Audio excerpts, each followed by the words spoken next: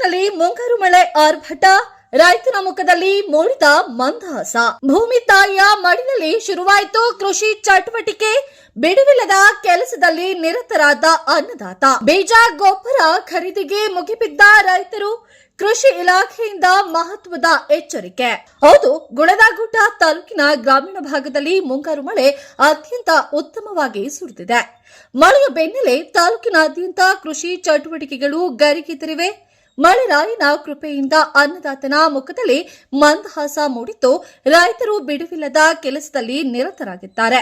ಭೂಮಿ ತಾಯಿಯನ್ನ ಹಸನು ಮಾಡಲು ಮಡಿಕೆ ಹಾಗೂ ರೋಟರ್ಗಳ ಮೂಲಕ ಹೊಲವನ್ನ ಸಮತೋಲನಗೊಳಿಸುವ ಕಾರ್ಯ ಪ್ರಗತಿಯಲ್ಲಿದೆ. ಮುಂದಿನ ಹಂತವಾಗಿ ಬಿತ್ತನೆಯ ಕಾರ್ಯಕ್ಕೆ ರೈತರು ಸಕಲ ಸಿದ್ಧತೆಗಳನ್ನ ಮಾಡಿಕೊಳ್ಳುತ್ತಿದ್ದಾರೆ.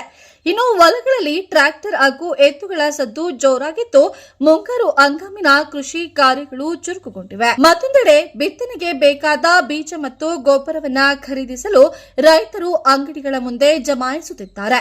ಸಜ್ಜೆ, ಸೂರ್ಯಪೆಣ್ಣ ಹಾಗೂ ಹೆಸರು ಮುಂತಾದ ಪ್ರಮುಖ ಬಿತ್ತನೆಯ ಬೀಜಗಳನ್ನು ಖರೀದಿಸುವ ಕಾರ್ಯದಲ್ಲಿ ರೈತರು ತೊಡಗಿಸಿಕೊಂಡಿದ್ದಾರೆ. ತಾಲೂಕಿನಲ್ಲಿ ಯಾವುದೇ ರೀತಿಯ ಬೀಜ ಮತ್ತು ಗೊಬ್ಬರದ ಕೊರತೆ ಉಂಟಾಗದಂತೆ ಕೃಷಿ ಇಲಾಖೆಯು ಮುಂಜಾಗ್ರತಾ ಕ್ರಮವಾಗಿ ಎಲ್ಲಾ ವ್ಯವಸ್ಥೆಗಳನ್ನ ಮಾಡಿಕೊಂಡಿದೆ. ಇದರ ನಡುವೆ ಕೃಷಿ ಇಲಾಖೆಯು ರೈತರಿಗೆ ಒಂದು ಮಹತ್ವದ ಸೂಚನೆಯನ್ನ ನೀಡಿದೆ. ಅಧಿಕೃತ ದರಕ್ಕಿಂತ ಹೆಚ್ಚಿನ ದರಕ್ಕೆ ಗೊಬ್ಬರ ಮಾರಾಟ ಮಾಡುವುದು ಕಂಡು ಬಂದರೆ ಅಥವಾ ದರದಲ್ಲಿ ಏನಾದರೂ ಕೂಡ ವ್ಯತ್ಯಾಸ ಅನಿಸಿದರೆ ರೈತರು ತಕ್ಷಣವೇ ಕೃಷಿ ಇಲಾಖೆಯ ಅಧಿಕಾರಿಗಳನ್ನ ಸಂಪರ್ಕಿಸಿ ದೂರನ್ನ ನೀಡಬೇಕು ಎಂದು ತಿಳಿಸಲಾಗಿದೆ.